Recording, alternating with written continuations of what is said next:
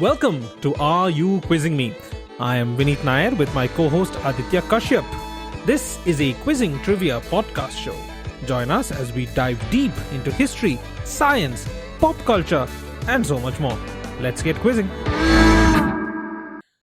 And we're back for episode number 98 of Are You Quizzing Me? Your favorite quizzing and trivia podcast show. Aditya and I are back for another round of quizzing. And let's start off today's episode as usual without any further ado. So the audience question for today, this is the question I ask at the beginning of every episode and the answer to which I reveal at the end of it. So you have roughly 40 to 45 minutes to guess what the answer to could be. Audience question for today is, the title X was originally a term of abuse rather than a description of an official role. It implied that an individual subject had risen improperly above others within the royal circle and had echoes of a political institution imported from France, England's great enemy. Identify the title X. Let me repeat the question. The title X was originally a term of abuse rather than a description of an official role. It implied that an individual subject had risen improperly above others within the royal circle and had echoes of a political institution imported from France, England's great enemy. Identify the title X. I will reveal the answer to this at the end of today's episode, but now it's time for the dark forest of quizzing. I was going for something there. I just it fell apart halfway in my head. So, Aditya, hit me. Okay, so this question has to do with an invention. A team of researchers at University of Florida, led by Robert Cade, invented X. It was originally meant for the school's student athletes and was also named after them. Do you know what X is? Gatorade. Was that too easy a question, Vinny? Did you have to make a mockery out of my first question like this? You know, I'm going to edit this so I can just remove it and ask you another first question and I can sound smarter now because this is ridiculous. How could you have done it so quickly? It just sparked somewhere. I read this somewhere. It just clicked. Fine. Yes. You are right. It is Gatorade. I thought Florida, it would take you a while. I'd have to give you a hint as to Florida, alligators, Gatorade. No, Florida, that kind of gave it away because in my head, I knew this trivia something to do with gators and, Florida sports drink. So then when you mentioned it, just kind of clicked and I was like, it could be this. I have nothing to lose except, my pride.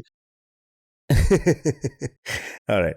So the Florida Gators are the intercollegiate athletic teams that represent the University of Florida, which is located obviously in Florida, and their symbol is an alligator, the most common animal, I guess, of Florida, or at least the most popular animal that comes from Florida. Gatorade was named after the Florida Gators. And that was a very quick crack. Let us just move past that embarrassing question into hopefully a much more challenging one. So this is hopefully something somebody as well traveled as Aditya will probably crack very quickly. But it was something I found very interesting and I'm hoping to share it with the audience. So the question is as this.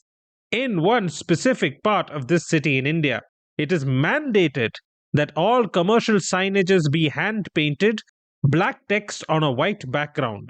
Even logos are to be in black and white and hand-painted. The only color allowed on signages are for religious institutions, which will be in maroon and white to distinguish them from shops. Which iconic city am I talking about? Hand-painted black and white signage except maroon and white when it is religious, right? Yes. Interesting. No, I have no idea whatsoever. I don't think I've even seen a picture of this ever. Oh, I'm fairly sure you have. The problem is it's not something you notice immediately, or at least I didn't. I at least think of myself as somebody who's pretty observant, but I visited the city at least 3 times before I kind of noticed, and then I dug up this trivia. Oh, okay. You visited it a few times. I'll need a hint. Okay. This city also has color-coded rickshaws. Color-coded rickshaws, like every... Yes, so they have white auto rickshaws, light yellow, saffron, sky blue, light green, pink, different rickshaws for different zones. Oh, which part of India is this? That might be a little giveaway, but let's say North India. I'm going to put it that. I'm going to make it as vague as possible. The northern half of India. That sounds like a Rajasthani thing somehow. I'm going to take a wild guess. I initially was going to say Udaipur, but I've been to Udaipur a few times and I don't think I've noticed firstly color-coded rickshaws and only black and white signage. So then maybe Jaipur? Can you be more specific? More specific than Jaipur? Okay, you have the city, but like where in Jaipur? Oh, so there's a specific zone in Jaipur where this is Yes, mandated. where the signage part is true for one particular area in Jaipur. It's an easy fix. You just have to think of when you hear Jaipur, what's the first thing that comes to mind? Hawa Mahal? The first name that comes to mind. Jaipur City Palace? Jai Singh, the... First name. Sobriquet. What sobriquet does Jaipur have? The Windy City, right? No, wait, not the Windy. Pink City. Yeah, it's a pink city. So the walled off portion. Oh, right. Yeah, I've seen this. Oh my God, never mind. This is embarrassing. I can't believe I took so much time. But it doesn't kind of hit you. Like when you're walking through the streets of Jaipur, like it was on my third visit that I actually realized, like I'd just gotten out of the Hawa Mahal and I was just walking the streets of road and I'd gone to do some shopping for my wife. And then I realized that all the signboards are in black and white. And then a little Google search told me that it's an actual city mandate.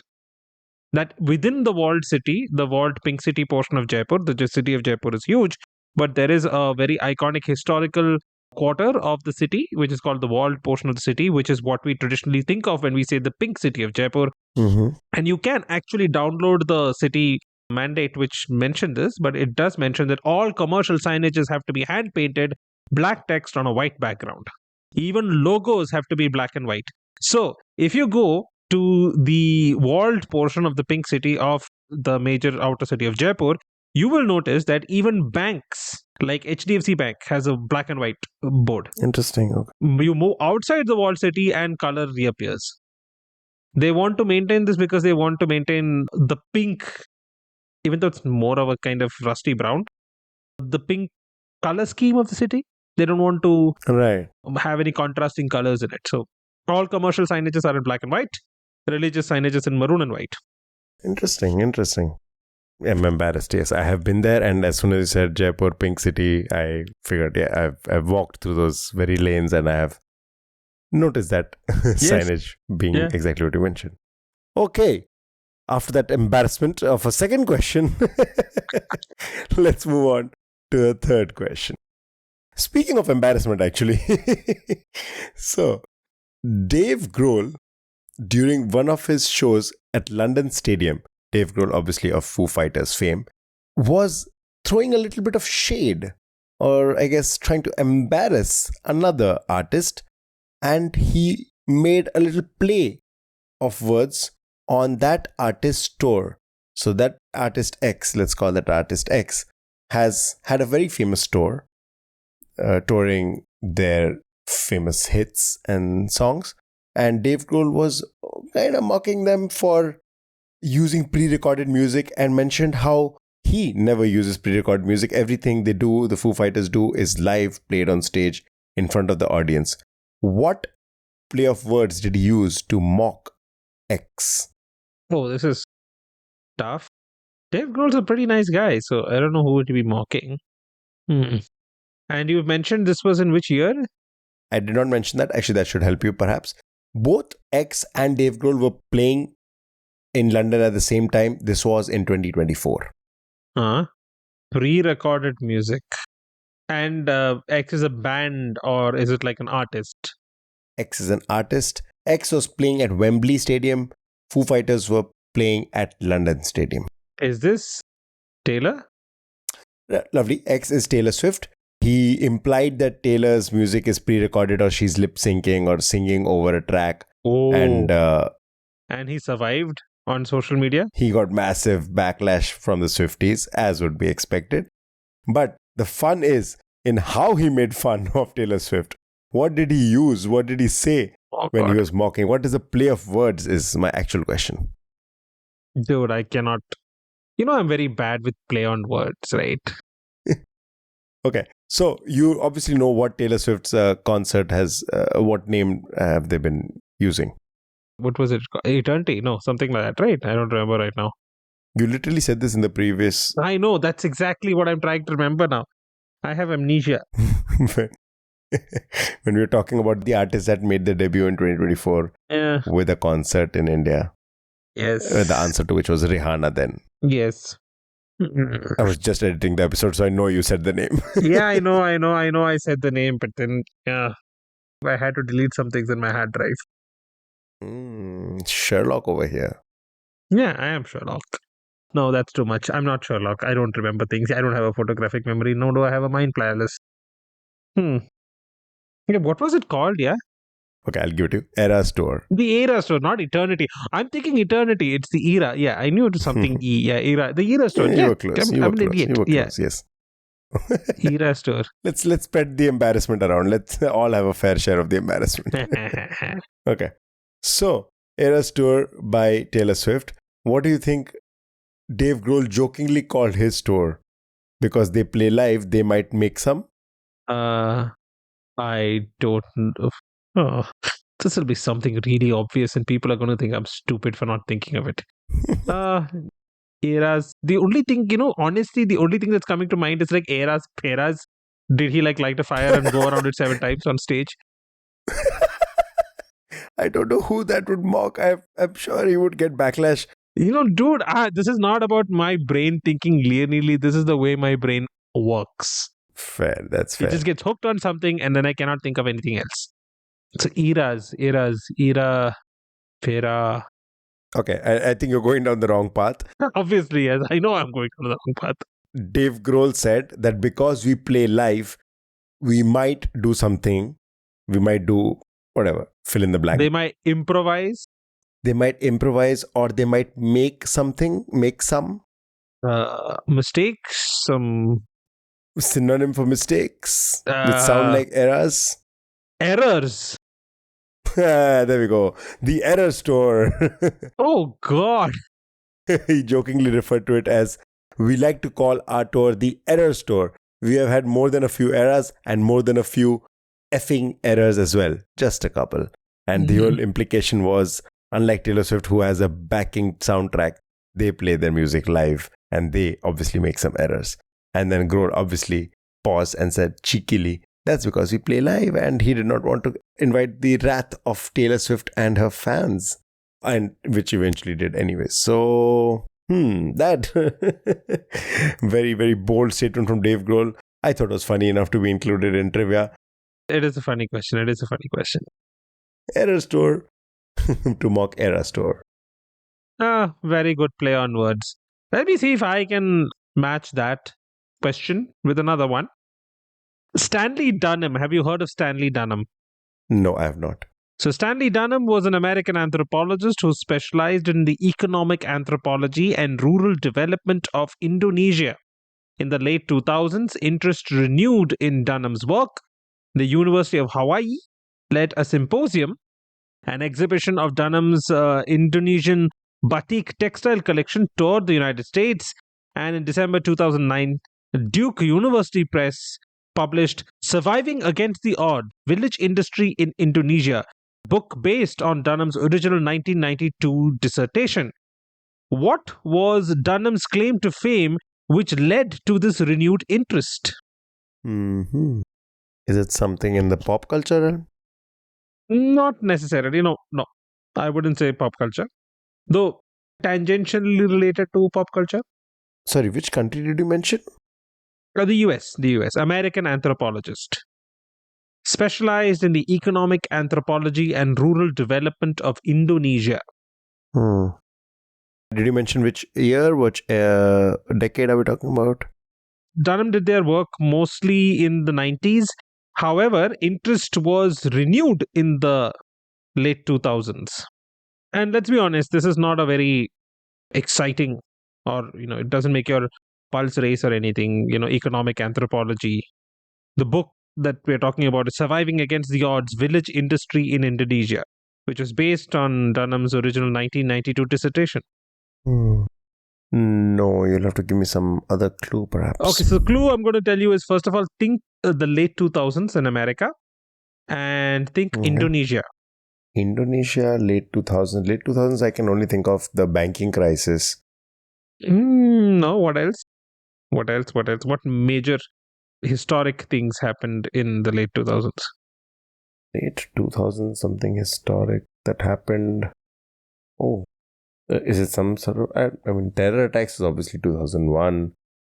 Can't think of anything. The wars were ongoing in the Middle East, but that was not necessarily just the late 2000s. No, I need a clue. What was happening in late 2000s? And you said Indonesia.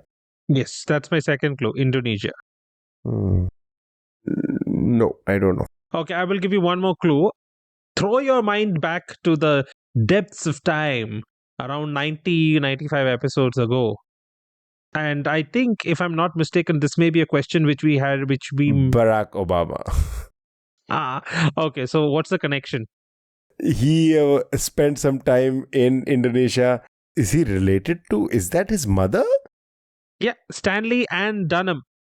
So Stanley Oh, Dunham wow. was that's the fact that kind of piqued my interest, that Barack Obama's mother was called Stanley. Okay, interesting. Stanley Ann Dunham was Barack Obama's mother, and obviously Barack Obama did spend some time in Indonesia. And there was once a question which we had. I don't remember if we actually made it to the final cut, but I think it might be one of our trial episodes. But there was a question about the statue of Goddess Saraswati outside the Indonesian embassy in the US. And at the base of that statue are two kids, two or three kids, if I'm not mistaken. And one of those is modeled after a very young Barack Obama, because he did spend some time in Indonesia. So Stanley Ann Dunham was Barack Obama's mother. And she was an American anthropologist who specialized in the economic anthropology and rural development of Indonesia. And obviously, the event that piqued interest in her work again was the 2008 election of Barack Obama. Yep. That makes sense. That makes a lot of sense. Wow. Lovely question. And lovely throwback to that very, very old episode. We have come a long way, haven't we? Yeah. Okay, so speaking of books, since Stanley Dunham wrote a book, I'm going to move to, which is not even technically a book, I'm going to move to Macbeth. I don't know how many people have heard of it. It's one of William Shakespeare's plays. Who's William Shakespeare? Who's William Shakespeare, indeed, yes. Yeah. This up-and-coming author. Very obscure up-and-coming author. William Shakespeare wrote this very obscure piece of work called Macbeth, which was first performed in 1606. In Act 2, Scene 3, the porter is very hungover from the previous night. During his monologue, he uses a refrain which has now become a very common pop culture staple. What happens in Act 2, Scene 3 in Macbeth that has now become a pop culture staple? Act 2, Scene 3 of Macbeth. Porter is drunk. By the pricking of my thumb, something wicked this way comes. But that's much earlier in the play. Nope. You'll have to give me a hint here. It's been a while since I've read Macbeth in its original. Actually, it's been more than a decade, so you'll have to refresh my memory here. Okay. So let me give you a little bit more of a progression of this pop culture staple. Writing in the Oakland Tribune, Merle McAvoy recalled the style of this particular pop culture staple from around 1900, where a person would ask a question such as, "Do you know Arthur?" And then it would proceed from there. Wait, is this a knock-knock joke? That was very well cracked. How did you crack that? No, because when you mentioned, "Do you know Arthur?" something, it just clicked. It's one of those things that just clicked. Don't ask me how I made the connection. It just clicked. Wow, okay. Because that was entirely unexpected that you would crack it, because the statement goes, "Do you know Arthur?" The unsuspecting listener responded with, "Arthur who?" And the joke teller answered, "Our thermometer." I don't know what is funny about our thermometer. Our thermometer. What is our thermometer? Our thermometer. My thermometer, your thermometer, our thermometer. That makes no sense. Do you know Arthur, our thermometer? That makes absolutely no sense. But I guess most knock-knock jokes don't make any sense. In this case, I will, move past trying to make sense of that. Though in Act 2, Scene 3, when the porter is very hungover from the previous night, in his monologue, he uses knock knock, who's there as a constant refrain. And that might be a possible source for the knock knock jokes. Oh, nice, nice. Mm-hmm. Okay, that was a interesting kind of segue to the Scottish play, as it's very famously known. And it's a very dark play, a lot of dark themes and murder and betrayal and traitors galore. So let's move from something that to something similarly dark. On 27th July 1890, a man walked into a field near Auvers-sur-Oise, a village a few miles north of Paris, and died of a bullet wound in the chest. The 7 millimeter Lefauche revolver, which fired the shot, had limited power, and it took days for him to die from his injuries. The gun was found by a farmer in 1965 near the village where the man had spent his final days. It was approximately the right age and used the same caliber of bullet. The gun was sold at auction for $182,000. Who was the man? Mm. Sorry, when was the death? 27th July 1890 was when the man was shot, and it took days for him to die from his injuries.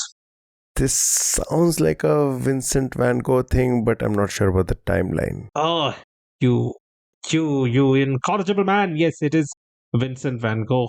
I actually kind of also tried to trick you by saying that he was shot when actually he himself kind of shot himself. He shot himself in the chest. Hmm. So this gun basically is called the most famous gun in the history of art, and the most commonly accepted narrative is that Van Gogh committed suicide in a field near the town of Auvers-sur-Oise in France in 1890. But there is some evidence pointing to his death being a case of manslaughter.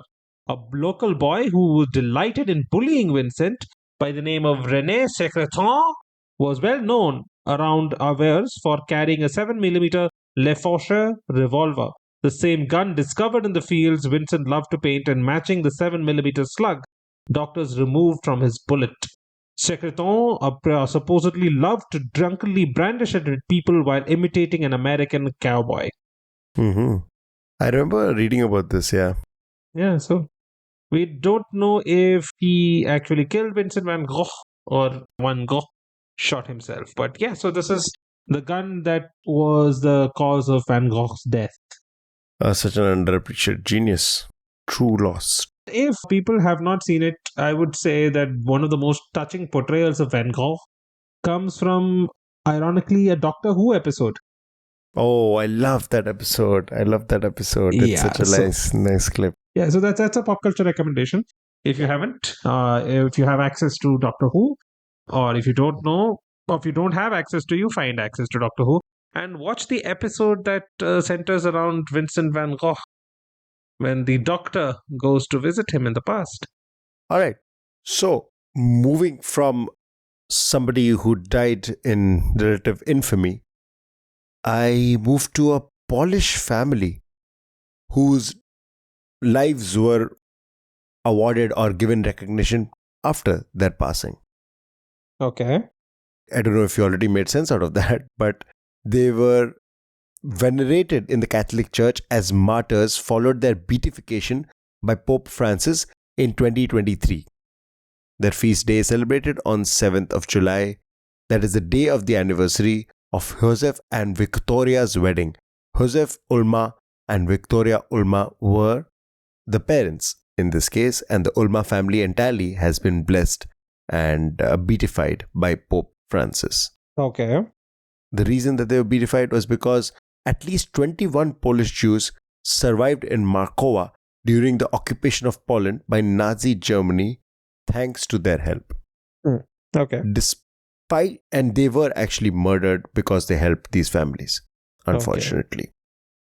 Now, what is special about this particular beatification? What was unique about this beatification? They were Jewish? No. They're not Jewish. Okay, they're Catholics. Okay. You can't beatify anybody who's not Catholic. There was something really special about their beatification. Something that happened for the first time ever. First time ever. Uh, is it like a fast tracking of their bit? No, but it's not going to be fast tracking. It's been like No, it was okay. So, what happened was actually a very unfortunate story. Is that they attempted to rescue Polish Jewish families by hiding them in their own home during the Holocaust. okay, yeah. Both the parents and all their kids were summarily executed on 24th March 1944 for doing so. Oh, A horrible, wow. horrible Okay. tragedy, obviously. Yeah. Shit. But they gained, I guess, some recognition in their death, and the Pope beatified them in 2023. They're recognized and venerated as martyrs by the Catholic Church. What was special, or what was unique, or what was something that happened for the first time ever in this particular beatification? Wait, you mentioned multiple members of the family. Is it like the family got, like normally would beatify a single person, right? But like they did multiple people together? They did. That isn't what I'm talking about in this case, though. Oh, okay. Hmm. No idea. You'll have to give me some other clue. The first clue, which might not be the most obvious of clues, is that the beatification was for the parents, as I mentioned, and their kids. And that's somewhere where the clue lies. All the kids that were beatified. I don't think it's the first time that children, or at least, yeah, children have been beatified before. So it's not that. They have, but that is a pretty warm guess. Okay. Was like one of them a baby or something? Hmm. Very close, actually. Much, much warmer.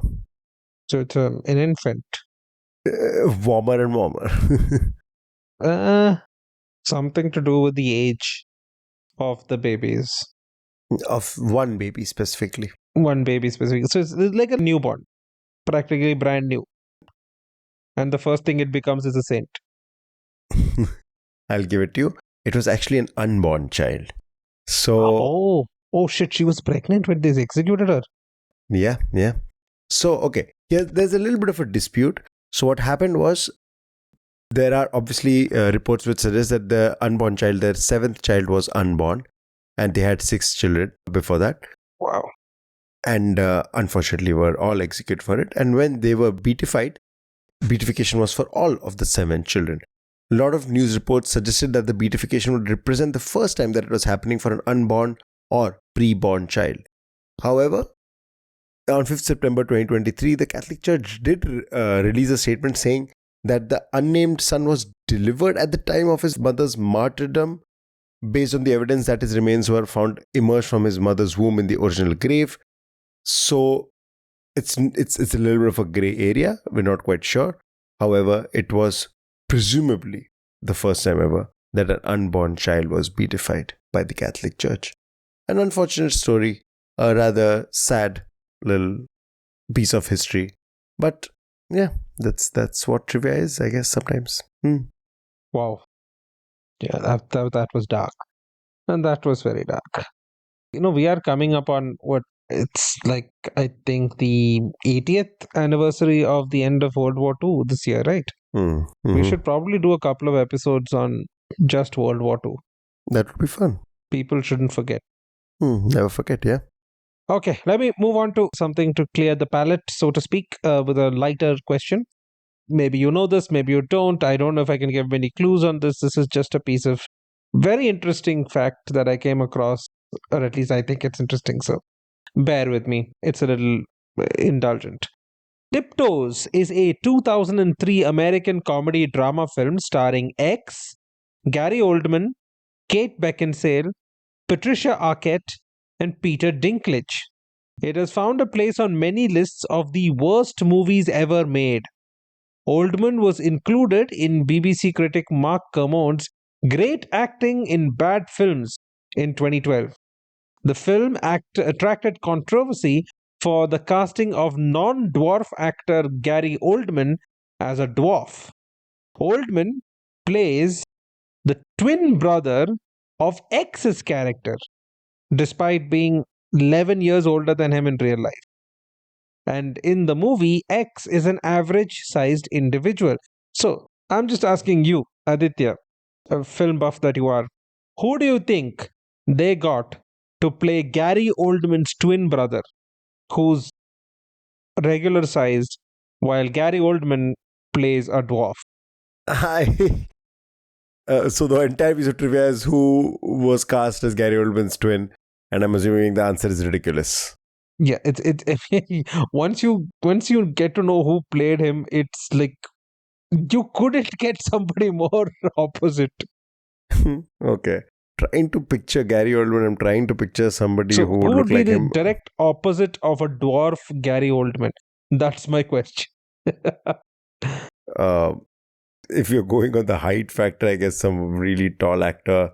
Oh my, the most ridiculous answer right now that comes to mind is Will Smith, but I doubt they'd push their luck that much. No.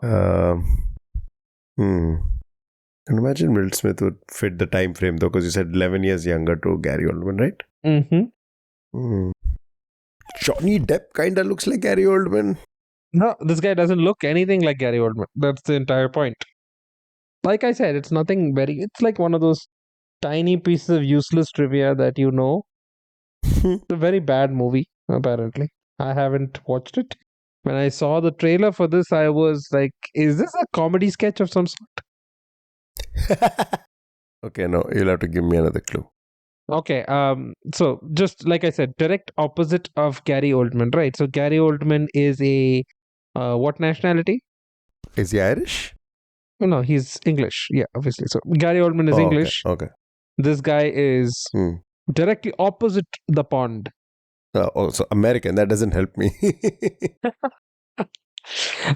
He started acting in the early 90s, and his very, very, very first words on screen have defined him throughout his life, throughout his acting career.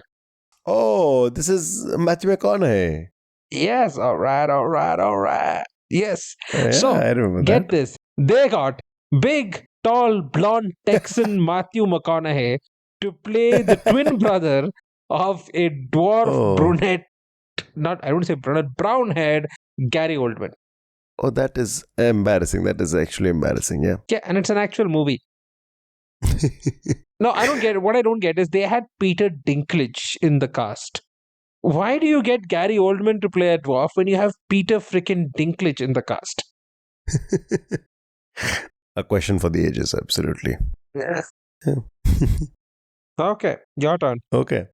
Since you spoke of all right, I must mention that part was improvised in Wolf of Wall Street. And DiCaprio's expression where he looks a little confused, where he looks a little dazed and confused, a little bit of a reference there, is him actually looking towards Martin Scorsese to gauge whether should he continue acting or is he going to call This is cut. about the chest pumping scene. The chest pumping scene. Yeah. Nice. And that entire thing is something that Matthew McConaughey actually does as a warm-up before he does his scenes. Where he just gets his energy going. So he just used that in the actual scene, and DiCaprio's expression is actually a very legitimate response to, what is my co-actor doing right now? Okay. Nice. Okay. So, I think that's all the time we have for today's episode. Before we wind up, let's answer the audience question which I asked at the beginning of today's episode. So the question was, the title X was originally a term of abuse rather than a description of an official role. It implied that an individual subject had risen improperly above others within the royal circle and had echoes of a political institution imported from France, England's great enemy. What title am I talking about? Aditya, any clues? Some sort of a French sounding political Not French sounding. term. The term was derogatory. It was a derogatory term which now is an accepted terminology. Is it for a rank or for a station? It's an official title. If it's an official role. Okay. Now it's for an official role. In those days, it was used in a not so nice context. Okay. Because I was going to say something like colonel or lieutenant. No. But it's a title, not a rank. It's an official role. Role. Role in what context? Role, where is his role? Political, obviously. Like the whip? No, something more common than that. It's available, like it's in India. You would find it in England and many, many other countries. No, I'll need a hint. Okay, I'm floundering for clues here because this is supposed to be an audience question. Okay, so let's say if you, at least in some parts of India, if you're playing chess, what is the queen also known as? Wazir. Aha, and what would that translate as? The Wazir? I don't know what does Wazir translate as. Wazir is supposed to be what? What's that position? What would that position be like? Say, okay, put it in the English context, right? The Queen, right, or now we have rather the King Charles, right? So King Charles. And who would be King Charles's Wazir? Oh, so is that Vizier? Vizier, is it? Vizier, yeah, that's the Vizier is it comes from Persia. But no, I'm just like just look at it politically. Like a minister? Okay, so what terminology are we talking about? The prime minister? Yes, Prime Minister. Very well done. Oh, what? Yes. Whoa, that's so cool. Yeah, so it was actually a term of abuse. Basically, in those days, you had all ministers, and the terminology of prime minister was, or first among equals, was a term of abuse. Because if one of them feels like, okay, that, or they put on airs and that they've risen improperly above the other ministers within the royal circle, they were called prime ministers. It was a sarcastic, derogatory way of referring to them. And because the similar position occupied in France was called premier, which was, Hmm. number one. And from there comes prime, so prime minister. Wow, that's so cool. Who would have imagined that prime minister, one of the most venerated positions, actually was a derogatory term? Yes, it at least started off as a derogatory term. Today it's not. Hmm. Okay. Raditya, what was your pop culture recommendation for this week? Okay, since you mentioned France, I'm going to mention a French film that is one of my absolute favorites, and I can't believe I haven't already recommended it. And I'll take this opportunity to rectify that mistake. This movie is called The Intouchables in English, or Les Intouchables, or pardon my French. And it is one of my Literally. absolute favorite films. Absolute favorite films. It has been remade into a Hollywood film as well, though from what I heard, the remake did not live up to the original. So I would say just go for it. Watch the original. It is so worth your time and more. A genuinely touching, beautiful, wholesome film. Les Intouchables. Omar Sy is actually a lovely actor, and I had no idea how talented he was because I had seen him in some Hollywood productions. Did not know that he was a French actor. Saw him in this French film and realized that he's actually a pretty talented powerhouse of an actor. So watch it for some great performances, a touching story, and an overall wholesome experience. The Intouchables. That's a great recommendation. I second that. It's a fantastic movie. I would again be partial, and frankly speaking, Malayalam cinema is on a roll since the beginning of 2024. They've been cranking out some amazing films, and there's one that's in theaters right now, just released at the time of this recording. It's called Rekha Chitram. It's a murder mystery, and it explores a particular genre which I feel is quite unexplored in Indian cinema, is alternate history. So it combines real events with some fictional events to create a very, very riveting murder mystery. So go catch Rekha Chitram in theaters if it's still running when this episode releases. So, or maybe it's not, and by the time you can watch it on OTT. But it's a fantastic film. You should definitely try and catch it. Hmm. And that, unfortunately, is all the time we have for this episode. Thank you all for listening in. We hope you enjoyed the show and learned something new. If you liked what you heard, please consider subscribing to our podcast and leaving us a review on your favorite podcast platform. It helps us reach a wider audience and allows more people to discover and enjoy the show. We'd love to hear from you, feedback, suggestions, and even trivia. If you have any questions that you want asked on the show, you can send us those questions with the name of the quizmaster who you want to ask the question in the subject line to our email ID, areyoukquizzingme@gmail.com. We are available on Instagram at areyoukquizzingme. We are also available on Reddit. There's a Reddit subcommunity, r/areyoukquizzingme. And you can also catch our entire catalog on YouTube. We appreciate your support and look forward to sharing more episodes with you. Thank you again for tuning in and have a great day. See you guys next week.